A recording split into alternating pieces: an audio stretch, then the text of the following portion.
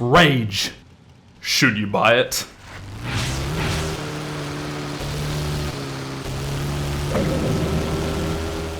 Welcome to a review series called Late Reviews, in which we play and review games sometime after their release date to see if they are worth a buy in the current state that they are in. If you enjoyed this review, or it helped inform you in any way, consider leaving a like or maybe even subscribing. This review will be in the 21:9 aspect ratio to give it that cinematic feel, and also because it's the native resolution of my monitor and makes it far easier to record. With the announcement of Rage 2 recently, I decided to go back in time to 2010 to check out the original Rage game, due to the fact that Rage 2 looks pretty awesome and I wanted to experience the roots of the franchise. Rage was released on November 17th, 2010 and was developed by id Software and published by Bethesda. I remember when this game came out and there was so much talk about it because it apparently required 2 discs to fit all of the content on, so everyone assumed it was one of the biggest and craziest games to date. Rage is coined as a post-apocalyptic first-person shooter, action, and open-world game. Now, to give you an idea of other games that came out the same year as Rage, let me list some for comparison. We have Fallout New Vegas, Red Dead Redemption, Mass Effect 2, and Bioshock 2 are just some of the possible masterpieces that came out in 2010. But does Rage compare? This review will be split into various categories, starting, as always, with graphics. Before we begin, it's possible that my opinion on the graphics was affected by the fact that I was playing at a higher resolution than the game was originally intended for, but the resolution was an option in-game, and everything seemed to perfectly function in ultrawide, so take it as you will. This game was released almost 8 years ago, which definitely has taken its toll on the graphics. Most, if not all of the objects that you don't interact with are incredibly low resolution and often appear blurry or have a lot of noise or static visible. This is especially noticeable in areas that are very dark, which can appear almost pitch black with just little dots everywhere on the textures. A lot of models also rely on subpar normal maps to achieve a 3D look, and oftentimes falls flat and looks flat at the same time. The objects that you do interact with appear to have slightly higher resolution textures, but this could also be due to the fact that they are often glowing, thus better lit, which improves the look of the textures and reduces the noise. It may almost seem at times like the textures are an intentional choice for a unique looking game, but personally, I think in 2018, it doesn't work. There are some times where the game actually looks pretty good, and you forget you are playing an older game, but it's bad more often than it's good. The aesthetic of the game is actually quite nice, and definitely does make you feel like you're in a post-apocalyptic world, with some pretty nice views, if you can ignore the low resolution of the matte paintings in the background. In some areas, there is a weird hue colour over the screen, which isn't too obnoxious, but it can get annoying, and I think the game could do without it. The characters are definitely designed in a partially stylized way, and I think they actually look quite good, as the game devs haven't tried to go too far into photorealism. This definitely helps the game out a lot, and actually found myself regularly checking out all the small details on the characters. Next up, we have atmosphere and immersion. Now to start, obviously graphics and lighting play into immersion, but luckily they aren't the only factor. What also matters is how the game makes you feel. Multiple times at the beginning of the game, I was jump scared and swore out loud at my computer monitor. This felt good and made me excited to keep playing. Unfortunately, as I continued to play, I learned that these jump scare enemies were incredibly easy to kill with a single melee attack and didn't pose much threat by themselves. Occasionally the game will try to put you on edge by having scary sounds in the distance or flicking the lights on and off, which can cause some tense moments. But the more you learn how the game works, the less intense these moments get. Immersion is quite easily broken by the immense and crazy amounts of invisible walls and barriers covering places that look like you could definitely go. You can't even jump on top of a lot of objects or over railings or anything that you normally would be able to.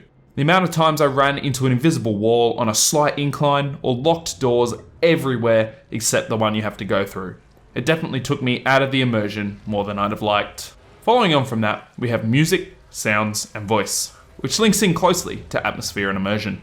Starting with music.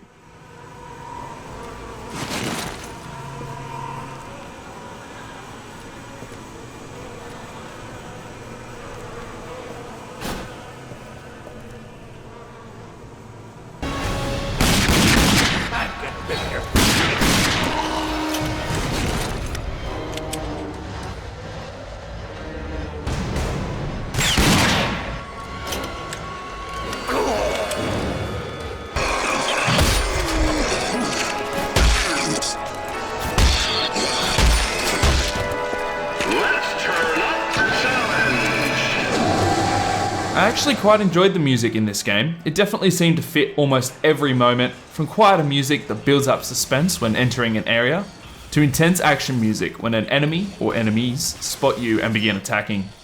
The game also knows when to avoid music and just let the sound effects immerse you.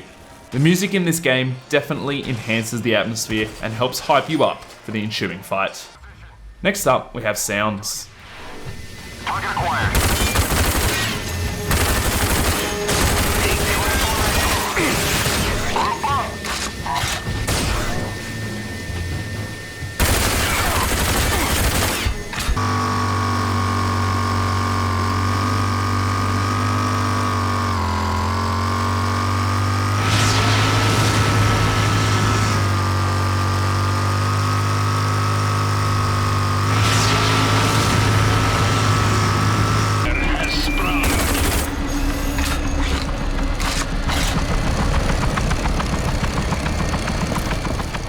Obviously, one of the most important sounds in a shooting game is that of the guns. The guns in this game all sound incredibly powerful and sound like they pack a lot of punch.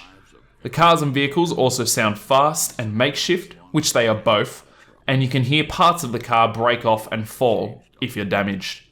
The environment sounds are done relatively well, if not a little loud and obnoxious at times. Then we have voice. Plain and simple. No one walks out alive.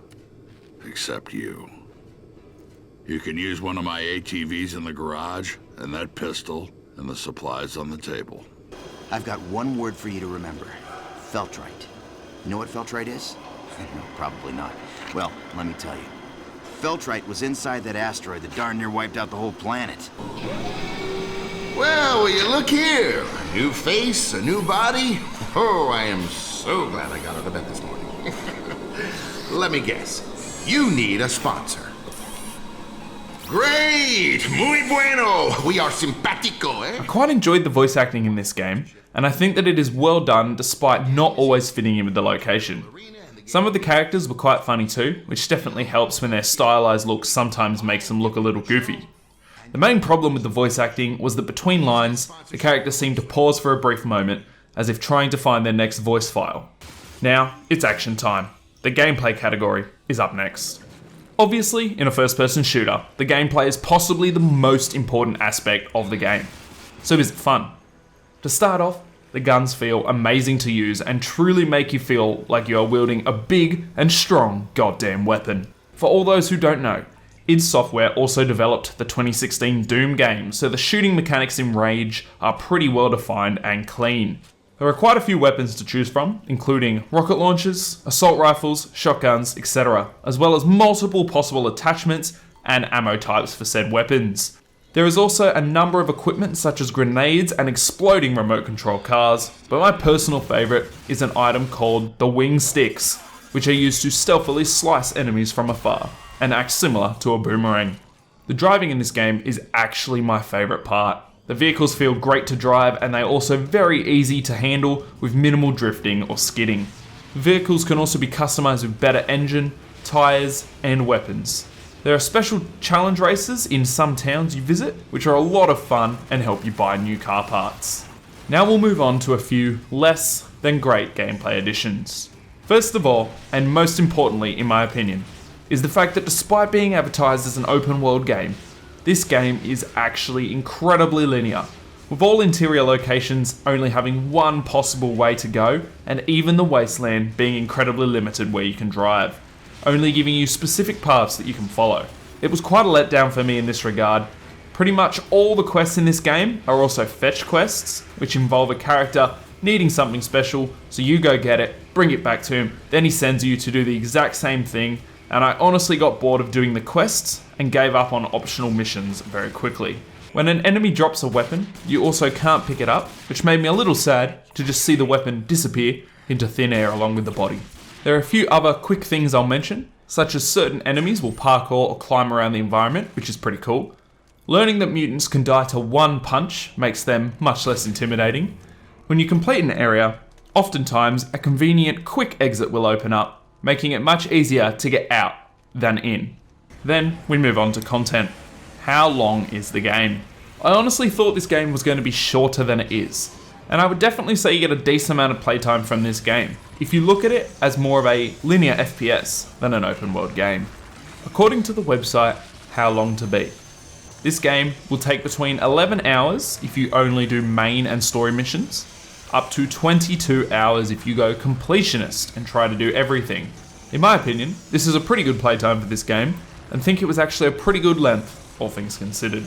The game will move you to different areas as the game progresses, so you'll be able to experience new places and aren't stuck in the same place the whole game, which adds a bit of variety to the environments that you're battling in. Now obviously, we want to know how the game performs, in order to know if it will be an enjoyable gaming experience. I was running this game on a GTX 1080 and was running at a 3440 by 1440 resolution. The game appears to be locked at 60 FPS, but luckily I managed to maintain around 60 FPS 95% of the time and didn't really experience any massive frame drops or performance issues. The game also never crashed for me. As always, with the story category, I try to keep it to a minimum so as to not spoil anything. So here we go. You emerge from a shelter called an Ark 106 years after being put into stasis. Some bloke named the Authority is after you and you're not too keen, so you set out to stop him. Pretty simple story, of which I didn't find myself interested at all. And finally, we have the overall experience and verdict. The graphics and lighting are a pretty big turnoff, and the lack of open world was also quite a disappointment, as well as the story being almost ignorable.